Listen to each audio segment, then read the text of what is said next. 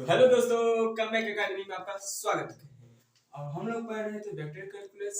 और vector calculus की जो जर्नी है हम उसको आगे बढ़ाते हैं। और हमने आपके जो पीछे जो बहुत सारे टॉपिक कवर किए हैं, जैसे डाइवर्जेंस, कर्ल, ग्रेडियंट, इसके बारे में टॉपिक कवर कर दिए हैं। और ये रहा ग्रीन्स थ्योरम, ये वेक्टर कैलकुलस का ही जो पार्ट है। इसके अंदर जो एग्जाम है, यूनिवर्सिटी एग्जाम है, वो 7 मार्क्स के लिए और कभी कभी एमसीक्यू में भी 2 नंबर के लिए पूछते हैं। तो इस टॉपिक को बिल्कुल भी कवर करके ही जाना है, क्योंकि ये 7 मार्क्स के लिए आना है। ठीक है, तो आपका टाइम कीमती है, इसलिए हम स्टार्ट करते हैं।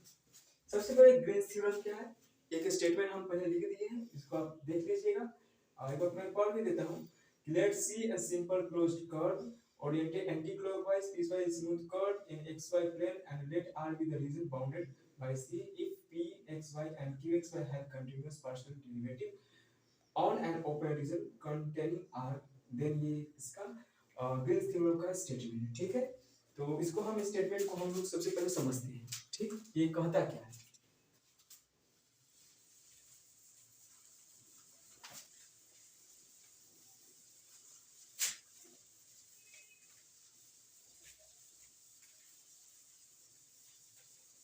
सबसे पहले ये देखिए,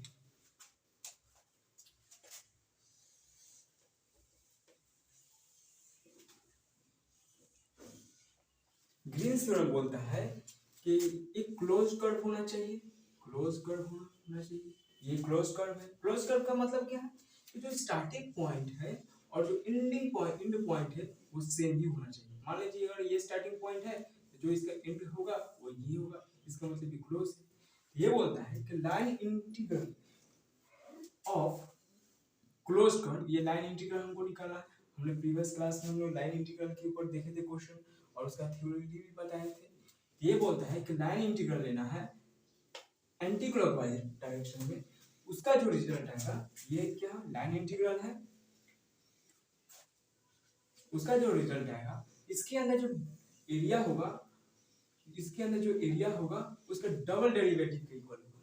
ये क्या बोलता है ग्रीन्स थ्योरम? ग्रीन्स थ्योरम बोलता है कि लाइन इंटीग्रल के लॉन्ग जो कुछ भी रिजल्ट आएगा, जब आप डबल इंटीग्रेशन करेंगे, इसके अंदर जो एरिया होगा, एरिया का डबल इंटीग्रेशन के इक्वल होता है। ये क्या बोलता है? ग्रीन्स थ्योरम बोलता है। और क्या बोलता है कि अगर मान लीजिए p x y और q x y एक कोई फंक्शन है, तो वो एक पार्शियली डेरिवेटिव होना चाहिए। ठीक, और ये क्या होना चाहिए? कंटिन्यूअस होना चाहिए। पी एक्स वाई एंड की वाई कंटिन्यूअस होना चाहिए। और इसका ये स्टेटमेंट है। इस स्टेटमेंट को समझने के लिए हम लोग क्वेश्चन देखेंगे, क्योंकि विदाउट क्वेश्चन आपको इस समझ में आएगा कि नहीं क्या लिख दिया, डी क्या है, ये क्या है। पहले डी का मैं देख लेता हूँ। सबसे पहले ये देख लीजिए, मान लीजिए ये रेक्टेंगल है। ठीक, ये एक्स इसका डिस्टेंस है, यहाँ पर भी एक्स होगा, इधर वाई होगा, यहाँ पर भी वाई होगा। इसका हम लोग एरिया कैसे निकाल देते हैं? इसका एरिया निकाल देते हैं एक्स पर। सेम उसी तरीका से अगर ये बहुत छोटा होगा, एक्स है वो बहुत छोटा होगा, छोटा मतलब dx होगा, बहुत छोटा है, और ये y है ये भी बहुत छोटा एरिया होगा, dy होगा। तो इसके अंदर जो एरिया होगा वो भी बहुत छोटा होगा, तो इसका जो रिजल्ट आएगा dx dy। ठीक है, तो हम देखते हैं इसके ऊपर क्वेश्चन क्या है, क्योंकि विदाउट क्वेश्चन प्रैक्टिस आपको ये समझ में आएगा भी नहीं। तो क्वेश्चन के थ्रू हम लोग समझते हैं। तो दोस्तों ये रहा ग्रीन्स थ्योरम के ऊपर क्वेश्चन, इसको हम लोग सॉल्व करेंगे और इसके थ्रू हम क्वेश्चन है उसको हम लोग सीखेंगे कि क्या क्या किस तरीके से इस क्वेश्चन को सोचना है। और इस सब क्वेश्चन जो हम लोग करवा रहे हैं, इसको 3-4 बार आप घर पर बना लीजिए, क्योंकि जैसे आप बना लेंगे एग्जाम हॉल में जब जाएंगे तो देखेंगे कि सेम ही क्वेश्चन आता है, थोड़ा सा डिफरेंट फंक्शन ये चेंज कर देगा, ये चेंज कर दिए, पॉइंट चेंज कर दिए, सेम ही क्वेश्चन आता है, थोड़ा सा यहाँ पर चेंज कर दिए रहेगा। और आप यहाँ पर अच्छा से 3-4 बार बना लेते हैं तो एग्जाम में आप कॉन्फिडेंट फील करेंगे। ठीक है, तो आपका टाइम कीमती है, इसलिए हम स्टार्ट करते हैं। ये क्या बोलता है कि प्रॉब्लम है, ये कोई भी फंक्शन दिया हुआ है, where C is the rectangle vertices, rectangle है जो इसका वर्टिसेस दिया हुआ है। तो बनाते हैं। सबसे पहले ये जो वर्टिसेस है उसका हम लोग एक और कार्टेशियन कोऑर्डिनेट में हम इसका डायग्राम बनाते हैं। ठीक, ये रहा एक्स एक्सिस, ये रहा वाई एक्सिस। ठीक, क्या बोला 0 0 0 0 कहीं यहीं पर होगा, ये ओरिजिन है। दूसरा बोला पाई 0, पाई यहाँ पर होगा, 0 पाई बाई 2, 0 पाई बाई 2 मान लीजिए यहाँ पर होगा, 0 pi by 2, pi pi by 2, पाई यहाँ पर है, पाई बाई 2 यहाँ पर होगा, पाई पाई बाई 2, और ये कुछ इस तरीका से एक रेक्टेंगल बना हुआ है।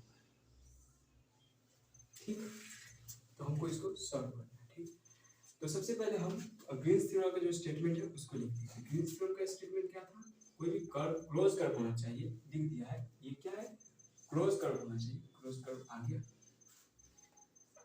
p dx plus q dy equal to area under इस कर्व के अंदर जो एरिया होगा उसकी बात कर रहे हैं। उसके बाद partial differentiation dq upon dx minus del p upon del y और dy। dx को हम लोग क्या लिखे थे, dx इंटू dy। इसका यूज हम लोग बाद में करते हैं। ठीक है, यहाँ पर इस बार फंक्शन को लिखते हैं, क्या है फंक्शन, c e की पावर माइनस,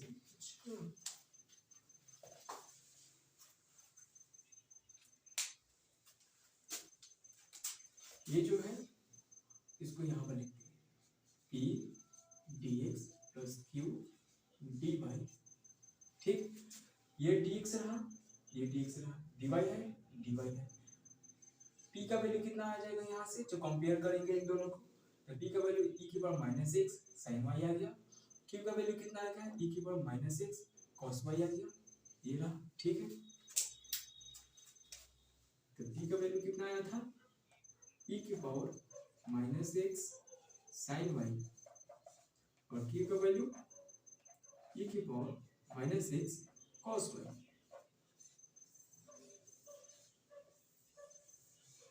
ठीक, इसका वैल्यू निकालते हैं। q का वैल्यू कितना था, e की power minus x cos y upon del x, minus p का वैल्यू कितना है, e की power minus x sine y upon del x, और ये है d। ठीक है, इसको हम लोग बाद में इंसर्ट करेंगे dx dy, पहले इसका हम लोग पार्शियल डिफरेंशिएशन करते हैं। ये जो फंक्शन है इसका डिफरेंशिएशन डेल x के रेस्पेक्ट में करना है, तो cos y जो टर्म आएगा वो किस तरह की कांस्टेंट की तरह बिहेव करेगा, तो इसको हम बाहर निकालते हैं। cos y और e की पावर माइनस x का डिफरेंशिएशन डेल x के रेस्पेक्ट में क्या होगा, डेल e की power minus x upon del x। ठीक, इसको ऐसे भी लिख सकते हैं हम लोग, e की power minus x into del,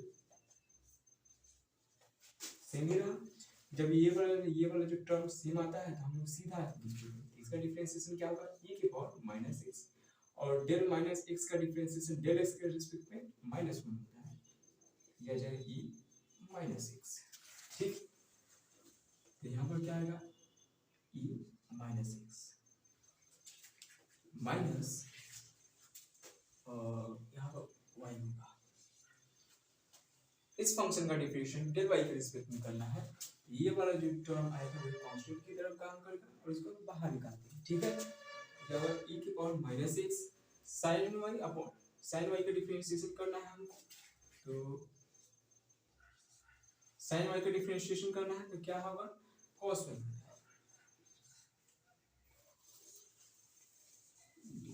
ठीक,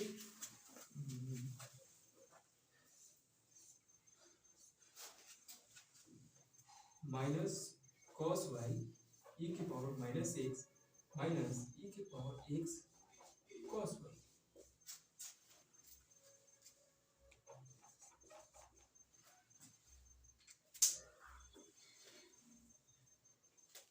ठीक है, तो इन दोनों सेम टर्म आ रहा है तो इसको ऐड करते हैं, -2 cos y e की power -x dx dy।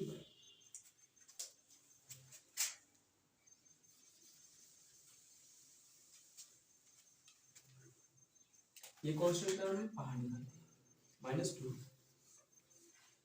cos y e की पावर -x dx। ठीक। अब हम लोग देख सकते हैं कि x का जो वैल्यू है वो 0 से पाई पर गया और y का जो वैल्यू है वो 0 से π/2 पर गया। ठीक। तो सबसे पहले लिमिट पुट करते हैं। लिमिट कैसे पुट करेंगे? x का वैल्यू देखिए कहाँ कहाँ जा रहा है, ये क्या आ रहा है 0 से लेकर पाई तक गया, x = 0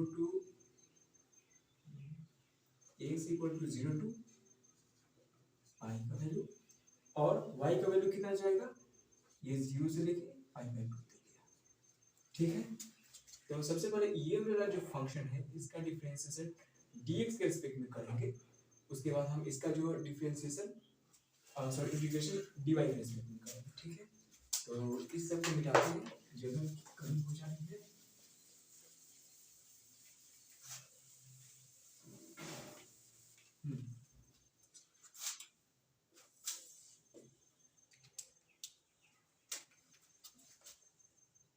-2 x का वैल्यू कितना है 0 से लेकर पाई तक, cos y e की power -x dx। cos y constant की तरह काम करेगा इस इंटीग्रेशन को, इसको हम बाहर निकालते हैं। ठीक है।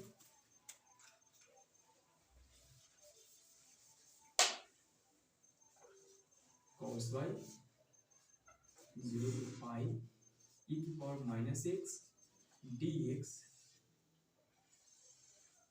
और ये ना dy। ठीक। और y का वैल्यू कहां से कहां गया 0 to π/2, 0 to π/2 cos y। इसका इंटीग्रेशन क्या होगा e की पावर -x अपॉन, इसका इंटीग्रेशन होगा e की पावर -x और -1 0 to पाई dy। ठीक। अब इसके अंदर हम लोग इसका लिमिट पुट करते हैं।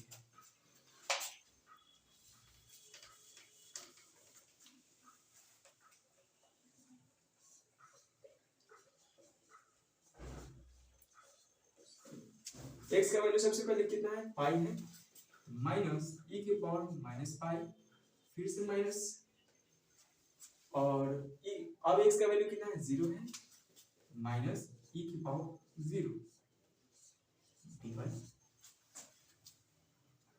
-2 0 to π/2 cos y e की पावर -6 माइनस, और इसका वैल्यू कितना है e की power 0 1 minus minus plus dy। ठीक। अब ये वाला जो फंक्शन है इसका इंटीग्रेशन dy के रिस्पेक्ट में करना है। अब सोचने वाली बात इधर ये है, ये वाला जो फंक्शन है ये कांस्टेंट की तरह काम करेगा, हम इसको बाहर लिख सकते हैं और इसका हम इंटीग्रेशन करेंगे। ठीक है।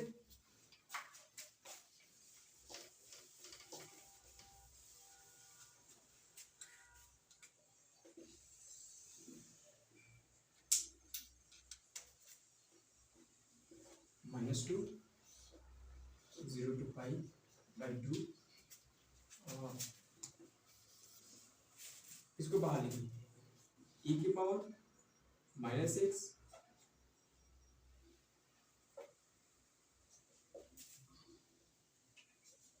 e की पावर -पाई, क्योंकि x का वैल्यू हम लोग पाई रख रहे थे ना, e की पावर -पाई, e की पावर -पाई प्लस 1 cos y का इंटीग्रेशन 0 to π/2 cos y और dy।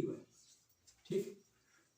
-2 e की पावर -पाई प्लस 1, इसका इंटीग्रेशन करना है तो cos y का इंटीग्रेशन क्या होता है sin y होता है, sin y 0 to π/2 -2 minus e की पावर माइनस पाई प्लस 1, इसमें अब इसका लिमिट पुट करेंगे sine pi by 2 minus sine 0 minus 2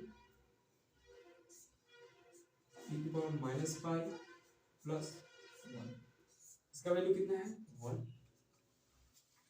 अब इसको मल्टीप्लाई करते हैं, सबसे पहले माइनस मल्टीप्लाई करते हैं तो 2 ई की पावर माइनस पाई माइनस 1। ठीक है, तो ये जो क्वेश्चन है आपका, इसका आंसर ये रहा 2 की पावर 2 इंटू ई की पावर माइनस पाई माइनस 1। ठीक है,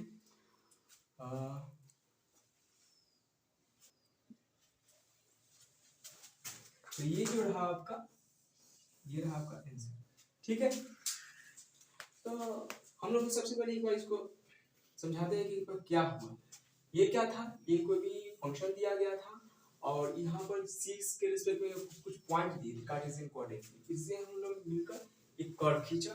कर्व क्या निकला, कर्व निकला आपका एक क्लोज कर्व निकला। ठीक है, तो ग्रीन्स थ्योरम के अनुसार और क्लोज कर्व है और ऐसा कुछ एक्सप्रेशन आपको दिख रहा है, तब हम लोग क्या करते थे, तब हम लोग करते थे double derivative dq upon dx minus del p upon del y into dy। ठीक है, q को बाहर निकालते थे, डेल x के रेस्पेक्ट में डिफरेंशिएट करते थे, फिर माइनस लिखते थे और वैसे काम करते थे। ठीक है, तो ऐसा इसका आंसर आया। ठीक है, इसको आप जब सॉल्व करेंगे तो इसका आंसर ये आएगा। ठीक, तो ये क्वेश्चन आ गया। अब जैसे एग्जाम यूनिवर्सिटी एग्जाम में क्या बोलता है कि सबसे पहले आप ग्रीन्स थ्योरम लिखिए, यही क्वेश्चन आपको दे देगा, बोलेगा क्या कि सबसे पहले ग्रीन्स थ्योरम लिखिए, ग्रीन्स थ्योरम का स्टेटमेंट लिखने के लिए बोलेगा, उसके बाद ये बोलेगा कि आप क्वेश्चन सॉल्व कीजिए, क्वेश्चन सॉल्व करने के बाद आंसर आएगा। अब जो ग्रीन्स थ्योरम का स्टेटमेंट होता है उन दोनों को वेरीफाई कीजिए। वेरीफाई करने का मतलब क्या है कि आपने डबल इंटीग्रेशन का यूज करके इतना आंसर लाया, उसका जो रिजल्ट आता है लाइन इंटीग्रल के रिस्पेक्ट में, आप लाइन इंटीग्रेशन के रिस्पेक्ट में भी आप कीजिए इंटीग्रेशन और उसका आंसर भी इतना प्रूव कीजिए। ठीक है, तो अब इसका हम लोग लाइन इंटीग्रल से देखते हैं कि क्या इतना इसका आंसर आ रहा है या नहीं आ रहा है। ठीक है,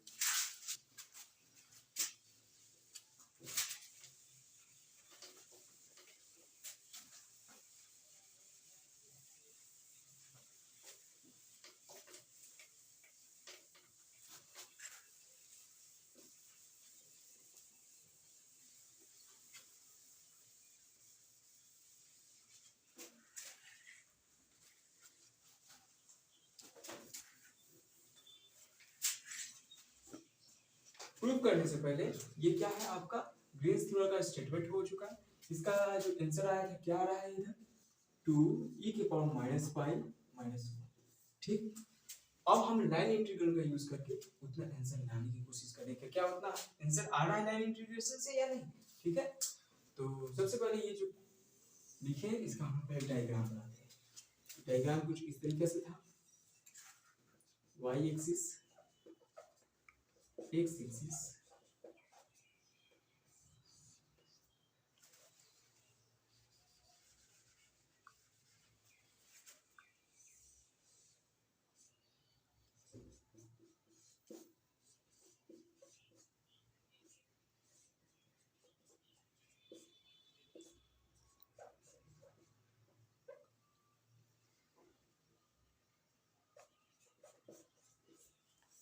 ठीक है, अब हम लोग लाइन इंटीग्रल पे देखते हैं।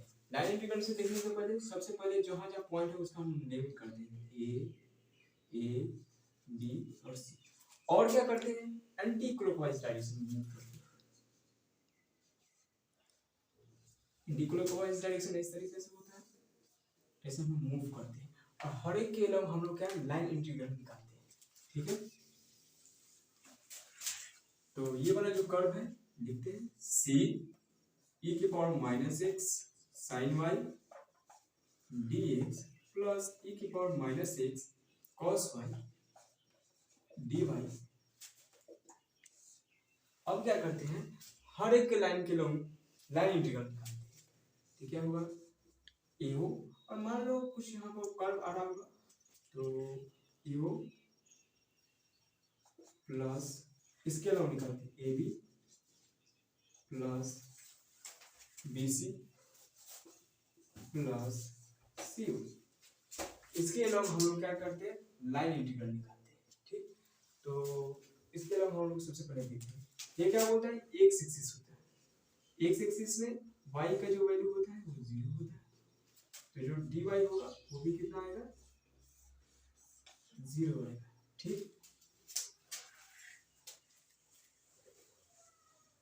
तो इस वाला जो टर्म है ये वो के हम निकालते हैं सबसे पहले, वही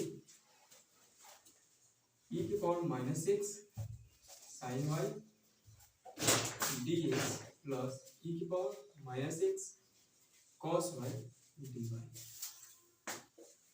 और ये आ गया, y का वैल्यू कितना है, 0 है, और डी वाई का वैल्यू 0 है।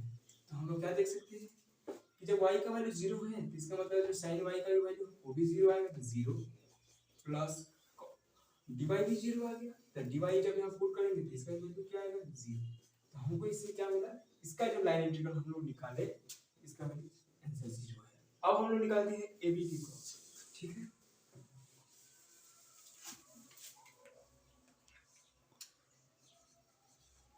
ए बी की क्रॉस निकालेंगे तो क्या होता है कि यहाँ पर क्या होता है कि वह x का वैल्यू कांस्टेंट है, ये लाइन दिख रहा है, इसका मतलब कि x इक्वल टू पाई होगा। ठीक, इस लाइन का जो इक्वेशन आएगा वो आएगा x इक्वल टू पाई। इसका मतलब क्या है, जब इसका हम डिफरेंशिएशन करेंगे तो ये क्या आएगा, कांस्टेंट टर्म का डिफरेंशिएशन जब हम करते हैं तो 0 आएगा, तो dx का वैल्यू 0 आएगा।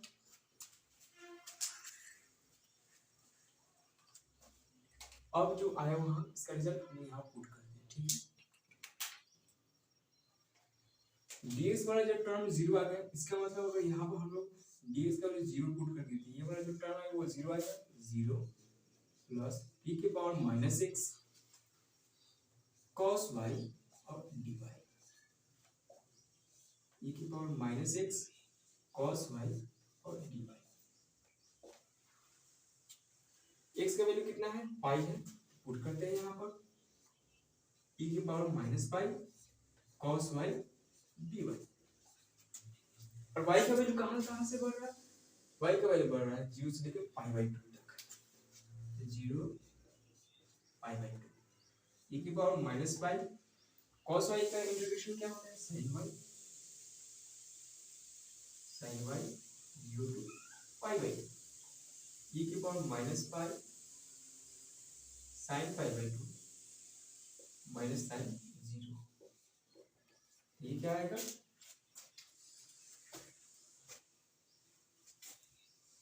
e की पावर माइनस पाई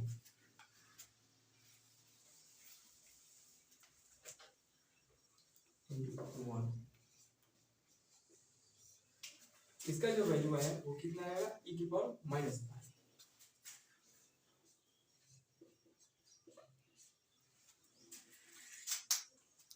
अब हम लोग निकालते हैं BC की वैल्यू।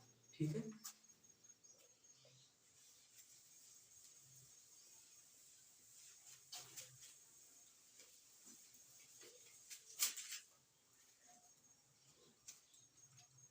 और BC के लिए हम देखिए ये वाला जो लाइन है ये क्या है, पैरेलल टू एक्स एक्सिस है। ठीक है, तो ये इस जो कर्व का है उसका इक्वेशन क्या आएगा, y equal to pi by 2। जब इसका हम डिफरेंशिएशन करेंगे इसका वैल्यू कांस्टेंट टर्म का डिफरेंशिएशन 0 होता है, तो dy इक्वल टू 0।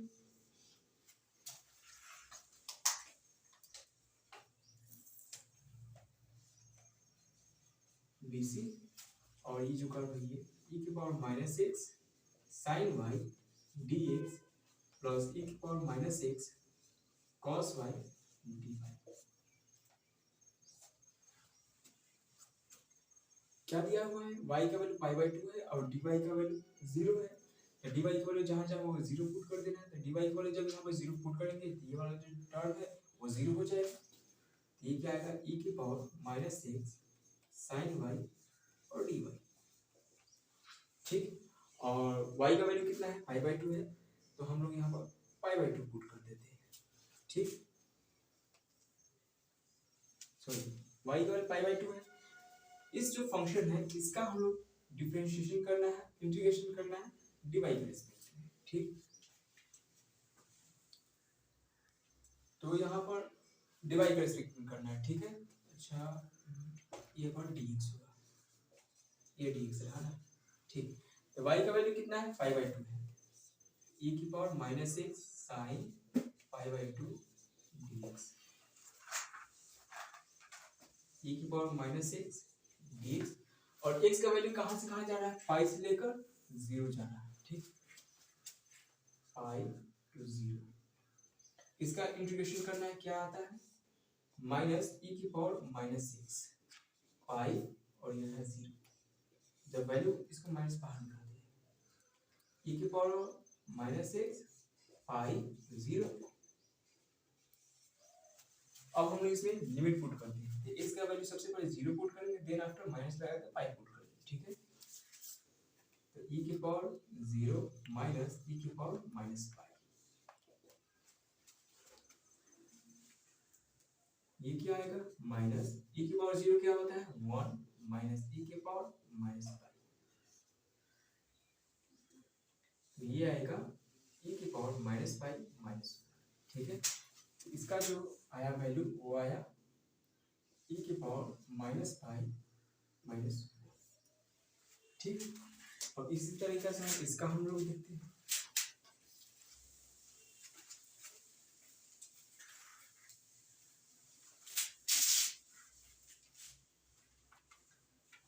अब जो हमारा कर्व है वो रहा ये वाला कर्व, ये वाला कर्व। इस कर्व का इक्वेशन क्या होगा, इस कर्व का इक्वेशन है वर्टिकल है, इस कर्व का इक्वेशन आएगा x इक्वल टू 0, ठीक। कि वैसे हर पॉइंट पर x का वैल्यू 0 होती है, इसलिए इसका इक्वेशन x इक्वल टू 0 है, इसका dx का वैल्यू भी 0 है, ठीक। तो CO e की power minus x sine y dx plus e की power minus x cos y dy। x का वैल्यू कितना है 0, dx का वैल्यू कितना है 0, तो dx का वैल्यू जब 0 पुट करेंगे तो इसका वैल्यू कितना आएगा 0 आएगा, और इसका इंटीग्रेशन करना है, ठीक। x का वैल्यू हमको 0 पुट करना है, e की पावर 0 cos y dy, ये e की पावर 0 1 आ गया, cos y dy। लिमिट कहां से कहां, पाई बाई 2 से लेकर 0, पाई बाई 2 से लेकर 0। cos y का इंटीग्रेशन क्या होता है sin y, sin y pi by 2 0, तो sin 0 minus sin pi by 2 minus, ठीक। अब क्या करेंगे, जितना भी वैल्यू आया इससे भी क्या वैल्यू आएगा माइनस 0 माइनस ये रहा और ये रहा। अब क्या करना है कि चारों तरफ जो लाइन इंटीग्रेशन का जो इक्वेशन है आंसर आया उसको हम ऐड कर देंगे, ठीक है।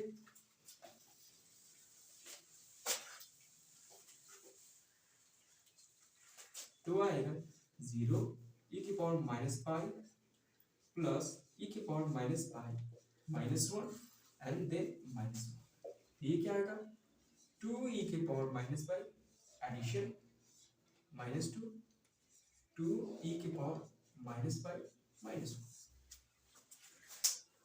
तो देखिए इस तरीके से जब हम लोग इक्वेशन को जब सॉल्व कर रहे थे, इस प्रॉब्लम को सॉल्व कर रहे थे, तो इसका आंसर कितना आया था 2 e की पावर माइनस पाई माइनस 1, और जब लाइन इंटीग्रेशन से हम जब सॉल्व किए इसका इक्वेशन, ठीक। यही क्वेश्चन इंपॉर्टेंट है, इसी को 2-3 बार बनाना है, ठीक है। और ये सब क्वेश्चन जो है आपको यूनिवर्सिटी एग्जाम में आएगा, यूनिवर्सिटी एग्जाम जब 14 मार्क्स के या 7 मार्क्स का जब क्वेश्चन देगी तो वो करेगी कि सबसे पहले बोलेगी ग्रीन्स थ्योरम लिखो, उसके बाद बोलेगी कि ये इक्वेशन है इसका आंसर लाओ, और उसके बाद बोलेगी कि इसका प्रूफ करो। प्रूफ करने का मतलब इसको सेटिस्फाई करना रहता है, इसको सेटिस्फाई करना रहता है। तब सबसे पहले इससे सॉल्व कीजिए, जो भी आंसर है अब उसको लाइन इंटीग्रेशन से भी सॉल्व कीजिए, ठीक है। तो इसी से क्वेश्चन को बार बार प्रैक्टिस